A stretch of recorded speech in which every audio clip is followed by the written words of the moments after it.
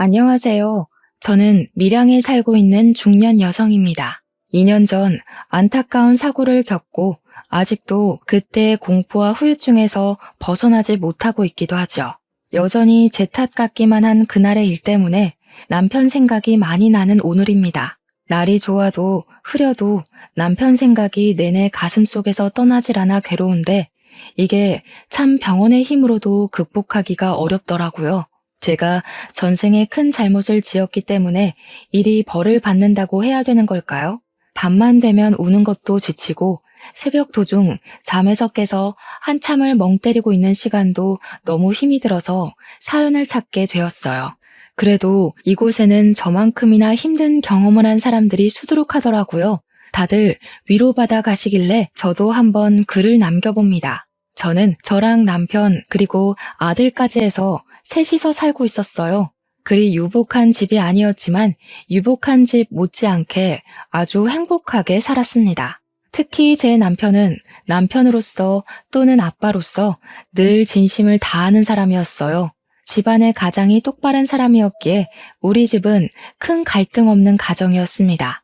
아들도 올곧게 커주었죠.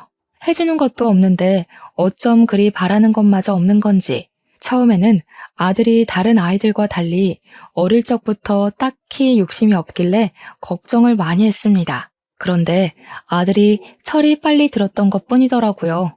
애들이 철이 빨리 드는 건 안 좋다고 말씀들 하시는데 그런 걱정과 달리 저희 아들은 당시 사춘기가 왔는데도 일탈을 해본 적이 없네요. 저는 당시만 해도 시집을 무척 잘 갔다고 생각했어요. 남편 잘 만나 아들 바람직해 웬만한 신여성들이 부럽지 않은 아줌마였습니다. 그런데 말이에요. 이렇게 수월하기만 하던 우리 가정에 어느 날 딱 하나의 큰 문제가 닥쳐왔어요. 바로 남편에게 있던 전처의 존재였죠.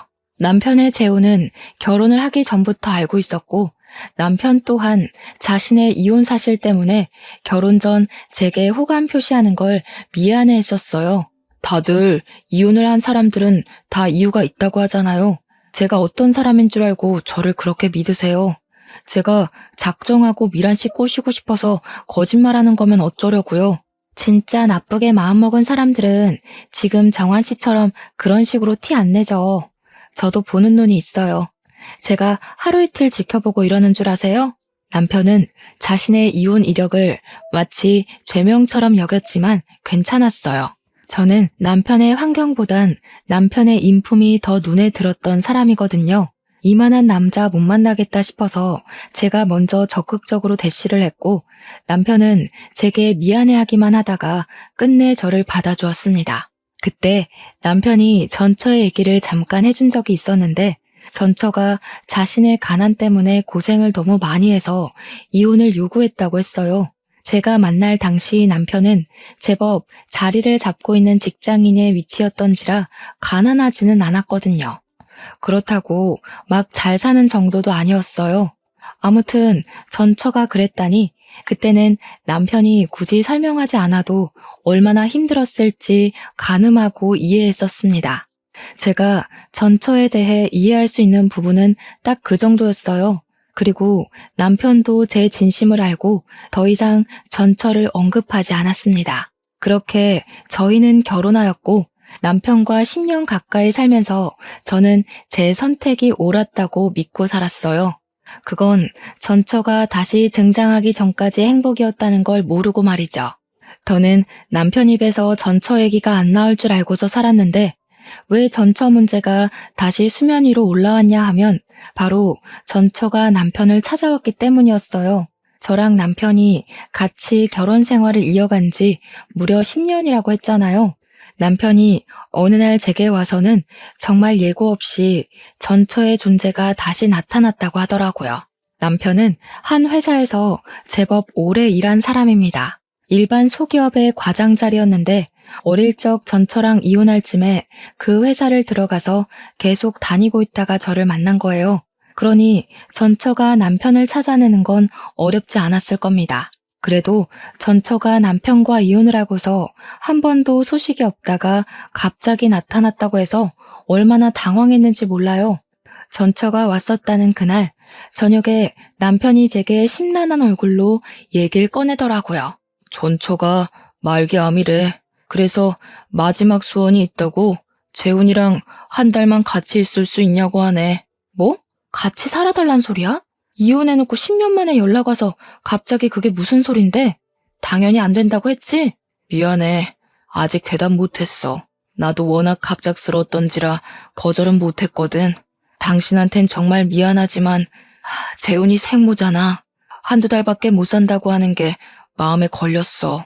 맞습니다. 사실 제 아들은 제가 낳은 자식이 아니에요. 재훈이는 남편과 전처 사이에 나온 자식이고 남편은 저와 만날 때 아들의 존재를 바로 밝혔었습니다. 저는 그것마저 흔쾌히 받아들일 준비가 되었을 만큼 남편을 사랑했어요. 그리고 우리 아들을 남편의 아이라고만 생각했지 절대 전처의 아이라고는 생각하면서 살지 않았습니다. 아들은 제 품에 안겼을 때 겨우 2발로 걷는 아기였어요. 당연히 아들이 큰 뒤로 생모의 존재가 있다는 걸 따로 알려주긴 했습니다. 아들이 처음 알고 좀 혼란스러워하긴 했으나 저는 말해주었어요. 나는 아기 때부터 너를 키우면서 한 번도 생모가 따로 있다고 생각하고 키운 적 없었다고 말이죠. 아들도 제 마음을 알아주어서 엄마인 제 존재를 부정하거나 그런 일은 없었습니다. 그런데 전처가 갑자기 나타나 제 아들에게 눈독을 들이다뇨. 왜 잘 살고 있는 우리 가정을 휘저으려 하는 건지 이해가 안 되었어요. 이미 자기가 포기한 남편이고 아들이잖아요. 아무리 죽을 때가 되었다고 하지만 이미 다른 가정이 있는 사람을 왜 다시 찾냐는 말이에요.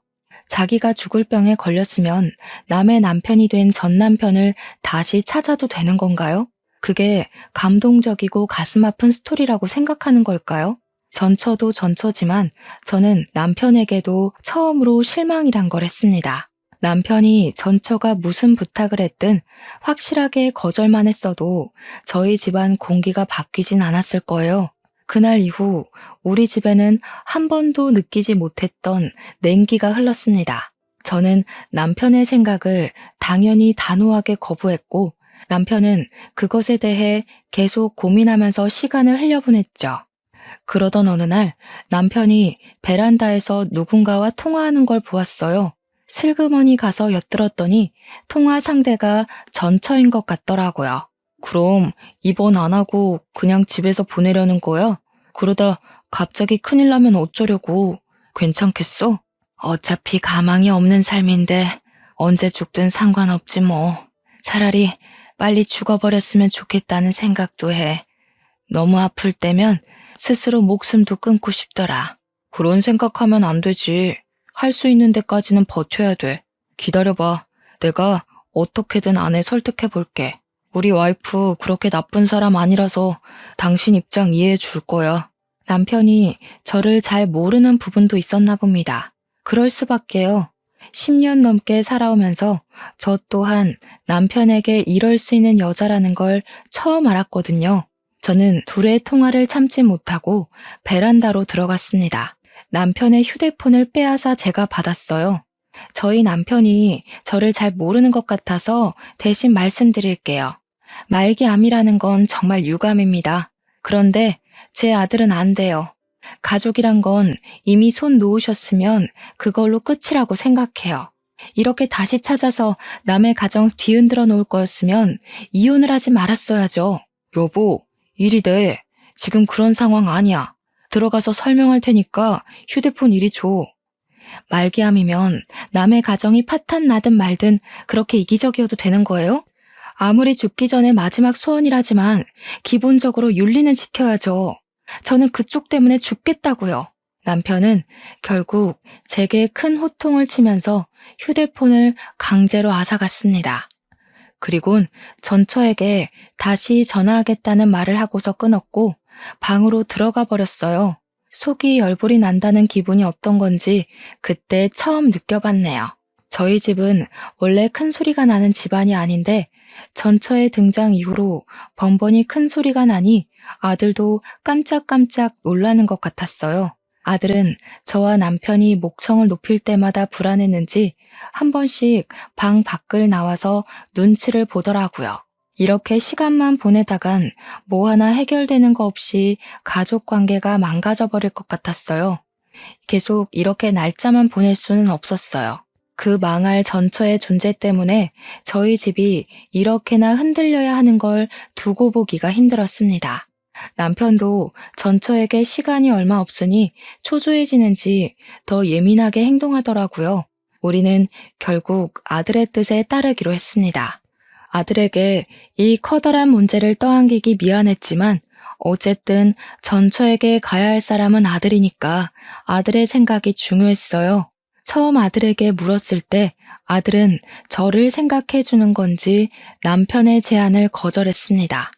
그런데 그럼 통화만 해달라는 전처의 부탁을 남편이 또 거절 못하고 안고 와서는 그날 아들과 전처가 처음으로 통화를 하게 되었어요.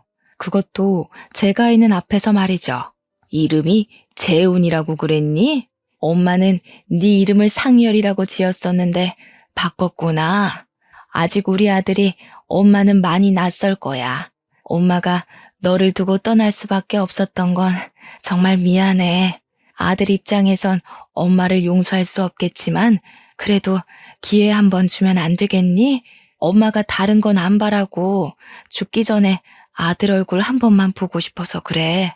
착한 우리 아들은 생모의 절절한 부탁에 결국 마음이 약해서 거절을 하지 못했고 우리와 상의 없이 이미 전처에게 알겠다고 약속을 해버렸더군요. 생모는 남편처럼 재혼도 안 하고 혼자 계속 살았고 변변한 직장도 없이 기초 수급자로 계속 지내온 듯 했습니다. 저희 아들에게 그런 점을 더 어필했어요. 다른 건 모르겠고 자꾸 제 아들에게 엄마 거리는 게 무척 거슬리더군요. 그래서 또 한 번 휴대폰을 빼앗아 전처에게 따지고 싶었지만 아들의 선택이니 참을 수밖에 없었습니다. 아들은 통화를 끊고 나서 제게 미안하다고 눈물을 보였어요. 가슴이 아팠습니다. 이게 어디 아들 잘못인가요? 전처에게 정을 떼지 못하고 있었던 남편의 어리석은 판단 때문이지. 결국 저는 저 나름대로 속이 미어 터졌지만 우리 아들을 전처 품에 한 달 동안 보내주기로 결정을 내렸습니다. 남편이 아들을 싣고 전처에게 데려다 주려는 첫날 제가 얼마나 많이 울었는지 모릅니다. 마치 남편과 아들을 빼앗기는 기분을 느꼈거든요. 그렇게 아들 없이 한 달을 살아야 했던 기간 동안에 제 세상은 거의 구천이나 다름없었어요. 하루가 1년처럼 길기만 했습니다. 제가 시름시름 앓으며 점차 기운을 잃어가니 남편이 제 걱정이 되긴 했나 보더라고요. 매일 아들을 찾아가서는 저한테 아들 사진 보여주고 잘 있다고 계속 안심시켜 주었습니다. 남편은 일부러 저를 위해 전처가 걸려있는 사진은 보여주지 않으려고 했었어요. 하지만 제 머리엔 남편과 전처와 아들이 함께 있는 모습이 자꾸 그려졌고 분명 다 내 가족들인데 제가 마치 불청객이 된 것 같은 느낌을 계속 받았습니다. 그래서 그때마다 제 목소리는 자꾸 뾰족하게 흘러나갔죠. 어쩌라고? 나한테 자랑하는 거야? 지금 당신이랑 아들이 누구를 더 원하는지 그걸 보여주고 싶은 거야? 그런 게 아니잖아. 재훈이는 계속 너 보고 싶다고 해. 우리가 아무리 전처 사정 봐주고 있다고 하지만 내 아내는 너고 재훈이 엄마도 너야. 네가 안 불안해했으면 좋겠기에 나도 최대한 노력하고 있는 건데 왜 몰라줘. 솔직히 힘들잖아. 나는 아직도 말이 안 된다고 생각해. 어느 집 사람이 전처 죽을 때 됐다고 남편 갖다 바치고 아들 갖다 바치고 하겠어.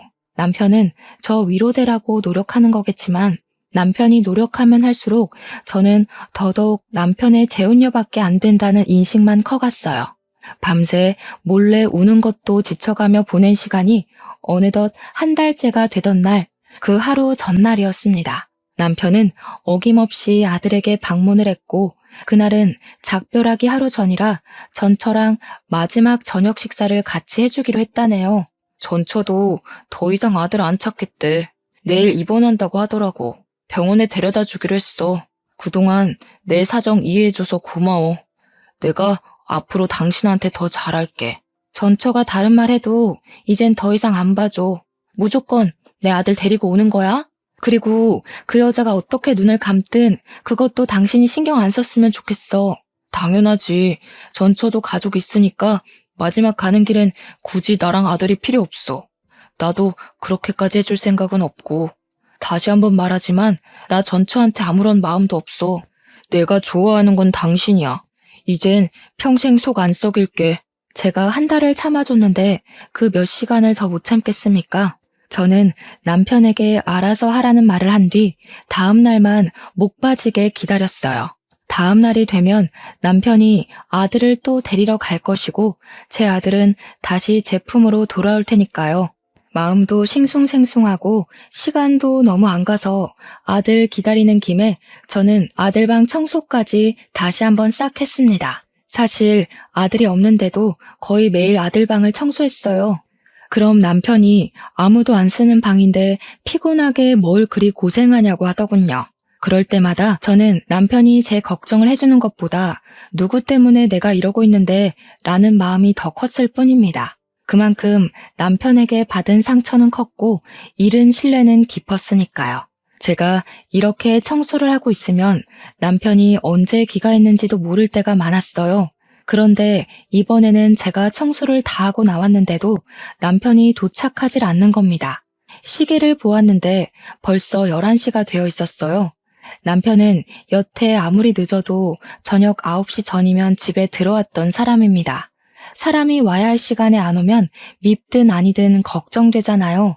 마지막 날이라서 더 오래 있으려고 하는 건가? 그렇게 이해해주며 기다리길 1시간째. 자정이 넘어갈 시간이 되자 결국 전화를 해봐야겠더라고요.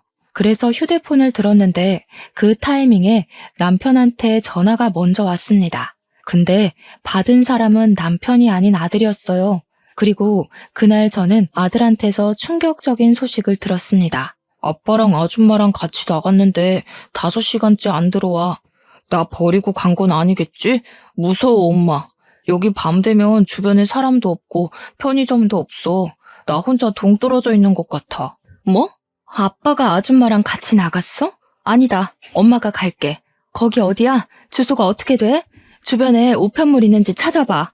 저는 아들에게 문자로 주소를 받고 급히 택시를 타고 찾아갔습니다. 아들 말대로 전천의 집이라는 곳의 위치는 인적이 드문 곳이었어요. 속된 말로 정말 사람 하나 죽어도 몇 년은 모르고 방치시킬 수 있을 만큼이었습니다. 이런 무서운 곳에 우리 아들을 한 달이나 뒀다는 사실은 저를 또 한 번 괴롭게 만들었어요. 저는 당장 아들을 봐야 했습니다. 전처 집 초인종을 누르자 아들이 나왔는데 혼자서 많이 무서웠는지 저를 보자마자 안기더군요. 저는 그런 아들을 다독이면서 집 안으로 들어갔어요. 거실 바닥을 보니까 분명 다 같이 저녁을 먹은 흔적은 남아 있었습니다. 아들한테 다시 한 번 더 남편과 전처의 행방을 물었는데 아들은 그저 전처가 남편한테 따로 할 말 있다고 밖으로 데리고 나간 것밖엔 모른다고 하더군요. 저는 일단 아들을 잠깐 집에 두고서 집 주위를 둘러봤어요. 남편을 부르면서 돌아봤으나 찾을 수가 없었습니다. 남편 폰으로 전처 연락처를 찾아서 전화해도 전처 휴대폰마저 꺼져 있어서 기다리는 것 말고는 할 수 있는 방법이 없었어요. 그렇게 저는 아들과 같이 그곳에서 하루를 지냈습니다. 그럼에도 전처랑 남편은 나타나질 않았고 어쩔 수 없던 저는 일단 아들을 데려간다는 메모만 적은 뒤 그 집을 빠져나왔어요. 그리고 저는 그렇게 남편을 잃게 되었습니다. 며칠째 연락도 없고 돌아오지도 않길래 남편을 실종 신고까지 해야 했네요. 당최 이게 무슨 일인지 어안이 벙벙했어요. 남편이 이렇게 사라진 것이 혹시 그 말기암 전처에게 마음이 흔들렸기 때문일까 그런 생각도 했습니다. 설마 둘이서 외국 병원으로 가버린 건가 싶기도 했고요. 하지만 그 생각들은 전처가 말기암이라는 전제가 있는 한 발생할 확률이 희박한 결론들이었어요. 곧 죽을 사람이 어떻게 도망을 친단 말입니까? 그만한 체력이 안 되잖아요. 그러나 만에 하나 정말로 둘이 다시 눈이 맞아서 달아난 거라면 믿고 싶지 않았지만 자꾸 생각나는 결론이 그런 쪽밖에 없었어요. 저는 그날 이후 밥도 제대로 못 먹었고 매일 아들만 붙잡고서 눈물을 흘렸습니다. 그렇게 한 달이 다 되어가도 남편이 나타나질 않자 저는 그제야 남편이 우릴 버렸다고 인정했어요. 하지만 이해는 안 되었습니다. 제가 아는 남편은 절대 여자 때문에 가정을 버릴 남편이 아니니까요. 어느 정도 시간이 흐른 뒤에는 남편 실종 사정도 제게 무척 중요한 일이지만 그보다 당장 눈앞의 경제 생활이 더 문제가 되었어요. 그래서 저는 일단 심란한 마음을 억누르고 직장을 찾아야 했습니다. 그렇게 그날도 마찬가지로 아르바이트 면접을 보고 돌아오던 날이었어요. 통장에 얼마 있는지 잔액을 확인한다고 잠깐 은행을 들렸는데 그곳에서 뜻밖의 인물을 만나게 되었는데요. 바로 남편의 전처였어요. 창구에 일을 보러 온 것 같더라고요. 옆에는 모르는 남자까지 끼고 있었습니다. 그런데 여기서 제가 혼란스러웠던 건 분명 전처는 말기암이라고 했는데 그날 제가 본 모습은 다 죽어가는 저보다 건강해 보였고 사이좋게 손잡고 있는 아저씨랑도 마주보고 잘만 웃고 있었어요. 누가 저런 사람을 보고 말기암이라고 할까 싶을 정도의 멀쩡한 몸뚱어리였습니다. 이미 남편이 말했던 전처의 시한부 기한은 지난 상태였어요. 남편 말대로라면 전처는 이미 이 세상 사람이 아니어야 했다고요. 그런데 왜 살아있는 거지? 너무 혼란스러우면서도 전처랑 같이 있어야 할 제 남편의 존재가 궁금했습니다. 남편이 전처랑 같이 있다가 사라졌으니 제 눈앞에 나타난 전처처럼 남편도 나타나줘야 하는 거잖아요. 전처를 발견한 순간 저는 심장이 빠르게 뛰면서 순간 눈이 돌아버렸어요. 사람들이 많다는 것도 잊어버리고 전처한테 쫓아가 전처의 멱살을 붙잡았습니다. 뭐야 당신? 네가 왜 살아있어? 내 남편은 어쩌고 당신이 왜 여기 있냐고. 내 남편이랑 같이 있었던 거 아니야? 너랑 같이 있다가 없어졌잖아. 어머, 이 아줌마가 왜 이래? 무슨 소리 하는지 모르겠거든요? 사람 잘못 본 거겠죠. 여기 경찰 좀 불러주세요. 내 남편 어쨌어? 내 남편 어디 가고 왜 딴 남자랑 있는 거야? 둘이 도망친 거 아니었어? 도대체 그날 무슨 일이 있었던 거냐고. 당황한 전처는 자기 딴에 머리 좀 굴리다가 저를 정신 나간 사람 취급하는 걸로 방향을 틀었습니다. 그때 옆에서 전처 애인인지 뭔지 저를 떼어내고 패대기 쳤고 쌍욕을 하면서 전처를 데리고 나가버렸어요. 주변 사람들이 다친 저를 걱정해줬으나 저는 그 손길들 모두 외면한 채 그들 뒤를 황급히 쫓아갔습니다. 하지만 그들이 차를 타고 사라지는 바람에 놓쳐버리게 되었죠. 그런 찝찝한 마음으로 아무것도 하지 못하고서 집에 돌아와야 했습니다. 그런데 아무래도 이상하고 말이 안 돼서 도무지 전처 모습을 지울 수가 없더라고요. 분명 전처는 말기암이라고 남편이 그렇게 말을 했는데 어떻게 저리 버젓이 돌아다닐 수가 있단 말인가요? 말기암이라고 거짓말을 했다면 모를까. 일도 못 알아보고 누워서 이틀은 보낸 저는 결국 갑갑함을 참지 못하고 지난번에 찾아갔던 전처 집을 다시 몰래 찾아갔습니다. 대낮에 찾아갔던지라 집에 사람은 아직 사는 것 같은데 다 외출을 나간 것처럼 보였어요. 언제 돌아올지 몰랐는데도 저는 다시 한 번 더 두 눈으로 확인하고 싶었습니다. 인연이 만약 제 남편과 아들을 상대로 거짓말을 한 게 맞는다면 절대 그냥 넘어가지 않을 생각이었거든요. 그렇게 집 주위에 몇 시간을 은닉하고 있던 저는 집 주위로 숨어들었다가 저녁이 다 돼서야 전처의 모습을 확인할 수 있었습니다. 전처는 어김없이 그때 그 남자와 또 같이 나타났어요. 보아하니 남자랑 이 집에서 같이 동거를 하는 낌새더군요. 전처가 남자의 팔짱을 끼면서 집으로 들어가는데 제가 숨어있는 곳으로 그들이 하는 대화가 들렸어요. 들통나는 건 아니겠지? 아무래도 그 아줌마가 날 본 게 마음에 걸리네. 그 아줌마랑 저번에 통화했을 때 당신도 들어서 알잖아. 목소리만 들어도 얼마나 억측스러워? 보험심사만 통과하면 바로 여기 뜰 거라서 겁낼 필요 없어. 그 아줌마는 그냥 평생 제 남편 실종된 줄 알고 살 거야. 남편 없으면 아무것도 못하는 여자가 무슨 능력으로 알아내겠어? 우리는 그냥 입 다물고 호의호식하며 살면 돼. 저들이 무슨 대화를 하는 건지 구체적으로는 모르겠지만 일단 우리 남편한테 무슨 짓을 한 건 분명하단 확신이 들었어요. 남편이 실종된 걸로 알게 만들었다는 건 자기네들이 남편에게 무슨 짓을 했다는 거 아니겠습니까? 저는 울음을 참으면서 그들을 동영상으로 촬영했고 그날 바로 경찰서로 달려갔습니다. 얼마나 다리가 후들거렸는지 몰라요. 경찰서에 가서도 어디서부터 어떻게 말을 시작해야 할지 몰라서 그저 생각나는 대로 중구난방 얘기를 꺼냈어요. 제 남편이 실종 신고된 사람인데 이 사람들이 아무래도 무슨 짓 한 것 같다고 동영상을 보여줬고 여자가 내 남편의 전처라는 사실과 내 남편이 이 여자랑 있다가 실종된 거라고도 모두 얘기를 해주었습니다. 무엇보다 이 여자가 말기암이라고 했는데 멀쩡하게 돌아다니는 것 또한 빠짐없이 전달했죠. 경찰은 처음엔 제 얘기를 별일 아닌 실종 사건이라 생각하는 듯했죠.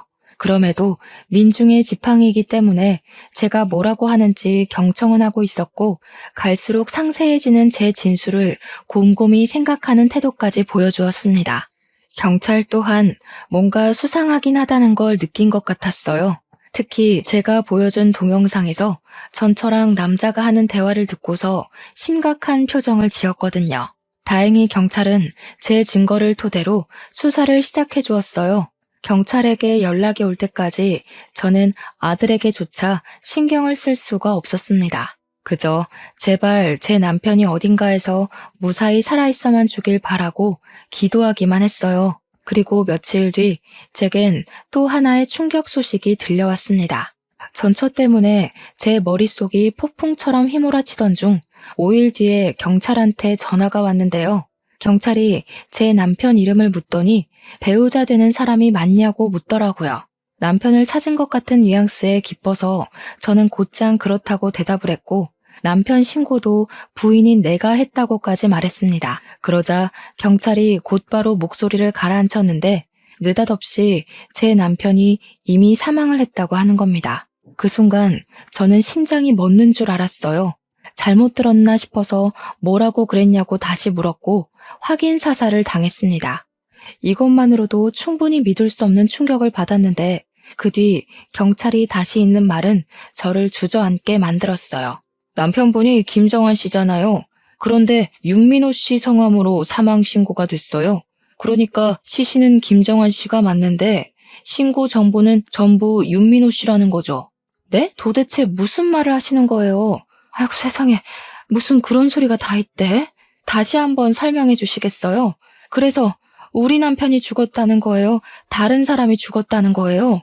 워낙 정신없는 상태로 전화를 받아서 그런지 경찰 말을 바로 이해하지 못했습니다. 제 남편이 사망을 한 건 맞는데 우리 남편 사망 처리가 남편의 신원이 아닌 다른 사람의 신원으로 등록이 되어 있다고 하더라고요. 그러면서 경찰이 다시 한번 윤민호라는 이름을 말을 해줬어요. 하지만 아무리 머리를 굴려봐도 그 이름은 생전 처음 듣는 이름이었고 우리 남편 아는 사람 중에서도 그런 이름은 들어본 적이 없었어요. 제가 전혀 모르는 기색을 표하자 경찰은 다른 이름을 하나 더 말해주면서 혹시 이건 아는 이름이냐고 물었는데요. 그때 돋은 소름이 아직도 기억이 납니다. 경찰은 제게 전처 이름을 언급했고 저는 흥분해서 그 사람이 바로 남편의 전처라고 얘기를 했어요. 그러니 경찰 쪽에서 오는 반응은 역시나라는 느낌이었습니다. 경찰은 한숨을 푹 쉬면서 아무래도 사망보험금 수령을 위한 보험살인 같다고 하더군요. 전처가 분명 말기암 환자라고 했는데 전처 앞으로 된 진단명 같은 건 전혀 조회되지 않았다고 하면서 말이죠. 살인이요? 지금 제 남편이 살인을 당했다는 거예요? 아니, 보험살인이 뭔데 그런 게 있어요. 우리 남편이 왜 그런 일에 연관이 되어 있는 건데요? 살인이라니. 일평생 저랑은 관계없을 것 같은 단어의 등장에 긴장이 덜컥 되었습니다. 대체 이게 뭔 난리인가 싶어서 일단은 경찰이 해주는 말을 부정했어요. 내 남편 사망 아니라고 뭐 잘못한 거 아니냐부터 내가 애초에 실종해서 신고를 했던 건데 뜬금없이 사망 소식을 전하는 게 말이냐고, 대체 이게 뭔 소리냐고 겁에 질려서 질문만 했어요. 하지만 경찰한테서는 제가 듣고 싶은 대답을 들을 순 없었고 오히려 반복적인 답과 더욱 깊은 내막만 알게 되었습니다. 전처는 저희 남편과 이혼을 하고 재혼을 했다고 했어요. 자기 재혼남이랑 짜고 재혼남에게 든 사망보험금을 타기 위해 의도적으로 제 남편에게 접근을 했던 거랍니다. 제 남편이 복숭아 알레르기가 있는데 그걸 알고 있던 전처가 술에다 복숭아즙을 타서 남편을 호흡곤란으로 죽음에 이르게 했고 죽은 제 남편을 재혼남으로 위장시켜 재혼남의 사망보험금을 타려고 했던 것이래요. 실제 재혼남 앞으로 사망보험이 너무 많이 들어있어서 이를 수상하게 여긴 보험회사가 조회를 하고 조사를 시작했고 사기라는 것이 발각되었다고 했습니다. 보험회사에서 온 연락이 마침 제 남편 사건을 조사하던 중에 신고가 들어와서 그들이 바로 경찰에 잡힐 수 있었다고 합니다. 그 전화 한 통으로 제가 간절히 바랬던 남편의 복귀는 이루어질 수 없는 허상이 되어버렸어요. 전화를 끊고 나서 저는 또 울음을 터뜨려 버렸습니다. 남편의 부고 소식은 저의 모든 걸 무너뜨렸지만 일단은 경찰서로 가야만 했어요. 그곳에서 저는 다시 전처를 보게 되었습니다. 그리고 전처와 같이 그 옆을 지키고 있는 사람은 다름 아닌 그때 그 은행에서 마주쳤던 아저씨였어요. 저들이 제 남편을 보험 타먹으려고 죽게 만들었다는 거잖아요. 경찰에게 듣기만 했을 때보다 직접 눈앞에서 그 욕망에 찌든 모습을 보니 제 분노는 이루 말할 수 없이 솟구쳤고 저는 아랑곳 없이 다짜고짜 달려가 전처 등짝을 패기 시작했어요. 당신들이 사람이야? 어떻게 내 남편을 그런 식으로 이용을 해? 한때 가족이었던 사람한테 어떻게 그럴 수가 있냐고. 내 남편은 네가 죽는다고 했을 때 아들 생모라고 안쓰러워하기까지 했는데 어떻게 그런 착한 사람한테 정신 나간 짓을 할 수가 있어? 전처는 제게 두들겨 맞는 것에 짜증내면서도 자기 재혼남한테 성질을 부렸습니다. 내가 이 아줌마 찝찝하다고 했지. 진작에 이 아줌마까지 손봤으면 걸리는 일 없었을 거 아니야. 대담한 짓까지 해놓고 왜 이런 실수를 대비 안 해? 네 탓이라고? 집 주소 들킨 게 누군데? 애초에 너네 집 노출 안 시키고 어디 다른 데로 애 불렀으면 이런 일까지 안 왔겠지. 둘은 서로 반성할 기미는 안 보이고 서로 제 남편 죽인 걸 등한시하고 있었습니다. 제 남편의 죽음이 이런 골빈 사람들 때문에 더더욱 가벼워지는 게 너무 싫었어요. 저는 오열을 하면서 바로 전처의 머리채를 잡고 흔들었습니다. 차라리 말기암 걸려서 죽어버리는 게 나았다고 왜 살아서 나한테 이런 끔찍한 경험을 안겨주냐고 원망하였어요. 나 때는 그놈 쥐뿔도 없었다고. 전부인한테 이 정도는 해줄 수 있는 거잖아. 그놈 가난뱅이일 때 고생한 건 나야. 뒤치다거리 내가 다 해줘서 취직시켰던 거라고. 고생이란 고생은 내가 다 했는데 정작 보상을 당신이 받는 건 억울하지. 아무리 그래도 그렇지. 어떻게 사람을 죽일 생각을 해? 네가 뭐라고 짓거리든 짐승만도 못한 짓 벌인 건 사실이야. 착한 사람 이용해서 죽여놓고 뻔뻔하게 변명하고 싶어?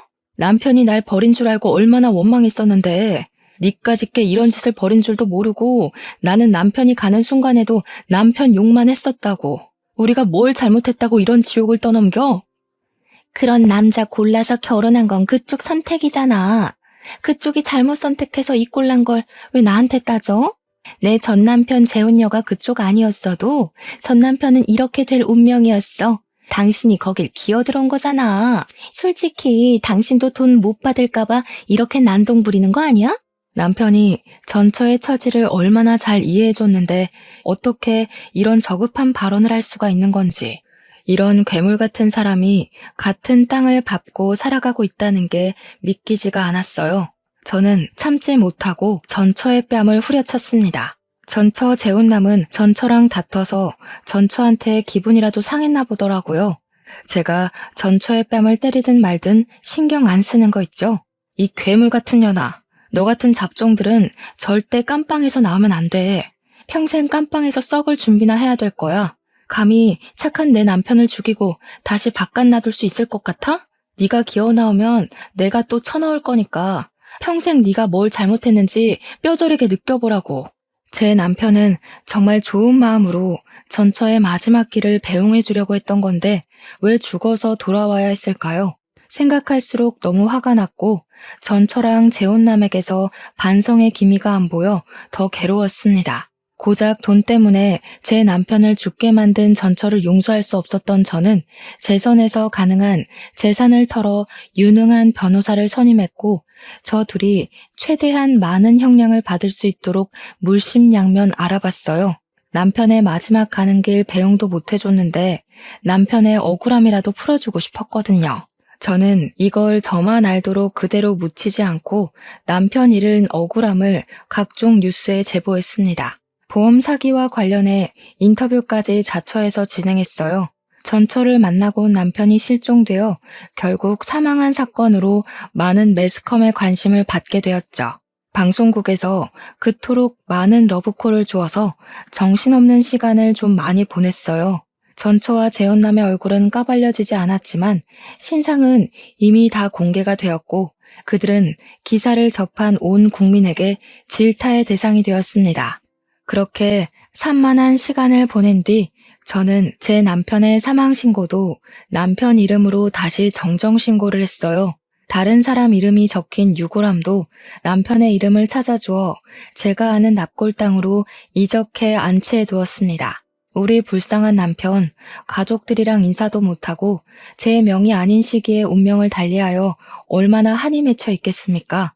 장례식도 제 손으로 치러주지 못했는데 어떻게 착하게만 살았던 사람에게 이리도 불행하게 생을 마감시키는 건지 하늘이 원망스러웠어요.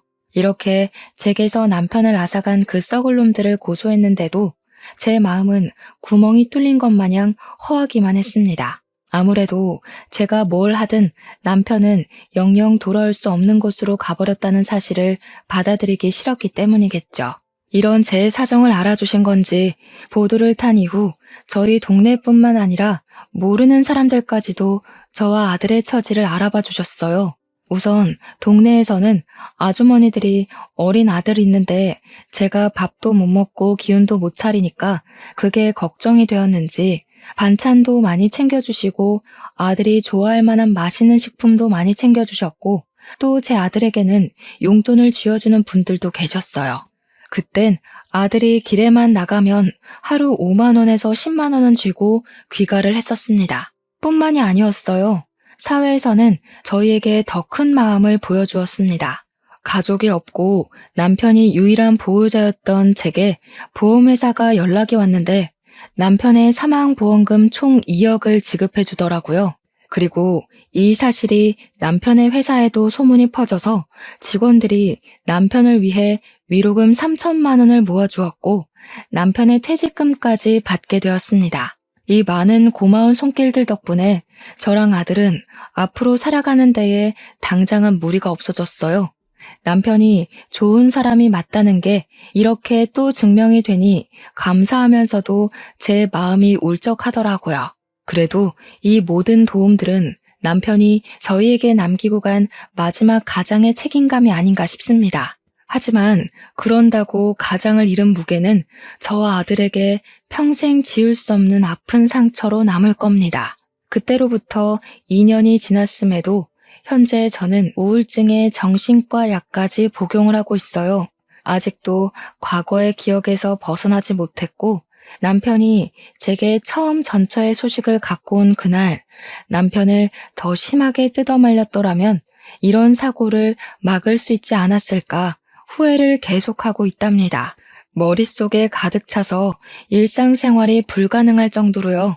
근데 그게 우리 아들한테도 영향을 끼쳤나 봅니다. 아들은 한참 친구들이랑 뛰어놀 나이인데도 학교 마치면 늘 바로 귀가를 해서 제 곁에 있어줘요.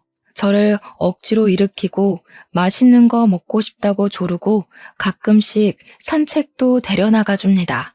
아빠도 없는데 엄마까지 잃으면 자기는 정말 살 수가 없다고 하는 아들의 말을 들을 때면 저도 잠시 정신이 번쩍 들긴 해요. 제가 차마 아들한테는 아빠가 그렇게 돌아가셨다는 말은 못 해줬고 사고로 눈을 감았다고만 알렸거든요. 그러니 아들이 아빠가 돌아가신 건 제 잘못이 아니라고 더 기운을 북돋아주는 거 있죠. 그런데 아들도 한편으로는 아빠의 죽음이 자기 때문이라고 말할 때가 있는데요. 자신이 생모를 보러 가겠다고 결정하지 않았으면 아빠가 안 죽었을 거라고 생각하더라고요. 어린 나이에 얼마나 가슴 아픈 자책입니까? 저희는 이렇게 서로 번갈아 가면서 자책을 하며 살고 있어요. 무려 2년이나 지난 일인데 말이죠. 가족을 잃어본 사람들은 저희의 입장을 이해해 줄 거라 생각합니다. 그런 나쁜 놈들 때문에 착한 우리 남편이 희생되었는데 그걸 어떻게 잊겠어요? 어떻게 보내주겠습니까? 생각은 깊어지고 그럴수록 후회는 늘어가니 잠을 자기가 힘들어 수면제 없이는 밤을 보낼 수가 없을 지경까지 이르러 버렸네요. 그렇게 많은 사람들이 제 남편의 억울한 죽음을 알아주었는데도 저는 또 이렇게 남편의 죽음을 알리러 사연을 씁니다. 남편이 세상에서 잊히지 않았으면 좋겠고 이렇게 해서라도 한 맺혔을 우리 남편의 마음을 위로해주고 또 위로해주고 싶거든요. 이것만이 제가 남편을 위해서 할 수 있는 최선이지 않을까 싶습니다. 라디오의 목소리가 청취자분들에게 닿는 것처럼 저희 남편에게도 닿았으면 좋겠다는 마음으로 몇 마디 좀 올리고 싶어요. 한 번도 제 꿈에 찾아오지 않은 남편에게 내가 잘못했으니 제발 꿈에만 나타나 달라고 얼굴 한번 보고 제대로 작별 인사하자고 말하고 싶습니다. 남편에게 화를 냈던 모든 순간이 후회가 되지만 제 마음속 뿌리 깊게 박혀있는 후회는 다름 아닌 남편과의 마지막 통화인데요. 남편이 다음날 집에 돌아오면 앞으로 저 아들에게 잘하겠다는 그 말을 서운한 마음에 진심으로 받아주지 못했던 게 괴로울 정도로 마음에 걸려 있어요. 그게 남편과의 마지막인 줄 알았더라면 조금이라도 따뜻한 말 한마디 더 해줄 걸. 왜 내 그릇은 그리도 작아서 남편 가슴에 대못을 박았는지 남편에게 미안하다고 말해주고 싶고 죽을 때까지 당신의 존재를 잊지 않고 마음에 품고 살겠다고 혹시나 만나게 된다면 그렇게 용서를 빌고 싶습니다. 이 모든 삶이 그냥 긴 꿈이거나 누군가의 소설이면 얼마나 좋을까요? 세상에 신이 있다면 제가 죽기 직전 한 번이라도 제게 남편과 작별 인사를 제대로 할 시간을 주겠죠. 그날을 손꼽아 기다리면서 아들과 함께 이 고된 시간을 버티며 살아가도록 하겠습니다. 제 남편 이야기 들어주셔서 감사해요.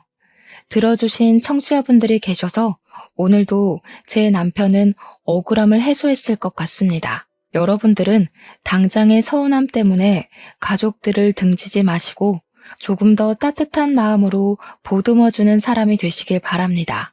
제 사연을 보시고 위로의 한마디 부탁드릴게요. 고맙습니다.